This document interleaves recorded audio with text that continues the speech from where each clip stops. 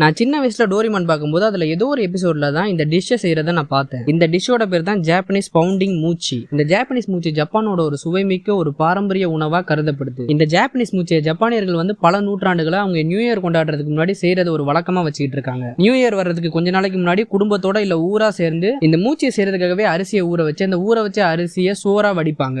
அந்த சோறு எடுத்து நம்ம எப்படி ஆட்டுக்கல்ல வச்சு அடிப்போம் அது மாதிரி அவங்க இதுல வச்சு அடிப்பாங்க. ஒருத்தர் அடிக்க இன்னொருத்தர் அதை திருப்பிக்கிட்டே இருப்பாங்க. ஆனா இப்ப அதை செய்யறதுக்கு மிஷின்ஸ் எல்லாம் வந்துருச்சு. பழங்காலத்துல 2 பேர் சேர்ந்து அது ஒரு டீம் ஒர்க்கா தான் செஞ்சுட்டு இருந்தாங்க. இப்போ இதை மிஷின்ல செய்யறாங்க. என்னதான் மிஷின் வந்தாலும் அவங்களோட பாரம்பரியத்தை அவங்க விட்டு கொடுக்கவே இல்லை. இந்த மாதிரி கொஞ்ச நேரத்துக்கு அடிச்சுதான் இந்த மூச்சியை செய்வாங்களே. இந்த செஞ்ச இந்த மூச்சியை ஒரு பந்து மாதிரி உருட்டி அதுக்கப்புறமா பரிமாறுவாங்க. சில இடத்துல இதை வந்து பச்சையாவே சாப்பிடுறாங்க, ஒரு சில இடத்துல கினாக்க தூவி சாப்பிடுறாங்க. ஆனா பெரும்பாலான இடத்துல ரெட் பன் பேஸ்டோட தான் சாப்பிடவே செய்யறாங்க. ஜாப்பனீஸ் அவங்களோட புத்தாண்டுலையும் ஒரு சில ஃபெஸ்டிவல்லையும் இந்த ஜாப்பனீஸ் மூச்சியை சாப்பிடுறத ஒரு வழக்கமாவே வச்சுக்கிட்டு இருக்காங்க. இந்த ஜாப்பனீஸ் மூச்சியை சாப்பிடுறதுனால அவங்களுக்கு உடல் ஆரோக்கியமும் அவங்களுக்கு அதிர்ஷ்டமும் வருதுன்னு ஜாப்பனீஸ் நம்புறாங்க.